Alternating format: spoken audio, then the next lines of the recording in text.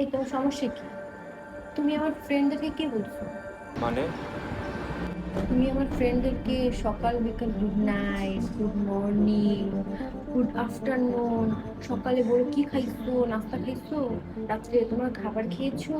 তোমার এত কথা বলা লাগবে কেন ওদের সাথে? আমি তো বুঝলাম না। আরে মানেটা কি? বুঝলাম না তো আমি। তুমি এরকম ভাবে বলছো কেন? তোমার ফ্রেন্ড কি আমার পর নাকি? তোমার ফ্রেন্ড আমার ফ্রেন্ড, একই তো কথা। আমি তো ফ্রেন্ড হিসেবেই ওদেরকে এইসব বলতাম। ও, ওরা আমার ফ্রেন্ড তাই তোমার ফ্রেন্ড? কই, তোমার ফ্রেন্ডরা তো আমার ফ্রেন্ড হয় না কখনো।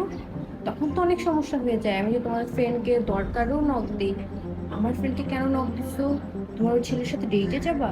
আর এখন আমার ফ্রেন্ড আর তোমার ফ্রেন্ড একই ফ্রেন্ড, তাই না? আমাকে বোকা পাইছো? ও বাই দ্য ওয়ে, ওদের ছবি আপলোড করতে 1 মিনিটও পার হয় না, তার আগে তুমি লাভ রিয়েক্ট দিয়ে বসে থাকো। তুমি কি ওদের ছবির আশায় বসে থাকো যে কখন আর ছবি আপলোড করবে, কখন তুমি লাভ রিয়েক্ট দিবে? আমি তো তাই মনে হয়। থাপড়ে আর ধপগুলো দাঁত ফলাই দিই। আমার তো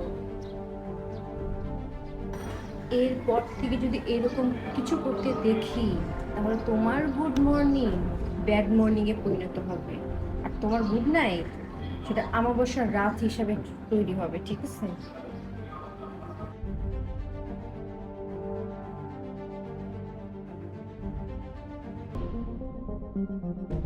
এমন ব্যাডই হবে যা তুমি কখনো কল্পনাও করতে পারো নাই।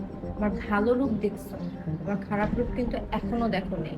তো গুড মর্নিং যেন শুধু আমার ক্ষেত্রেই থাকে, আর ব্যাড মর্নিং আমার সব ফ্রেন্ডদের ক্ষেত্রে থাকবে। কথাটা যেন মাথায় থাকে।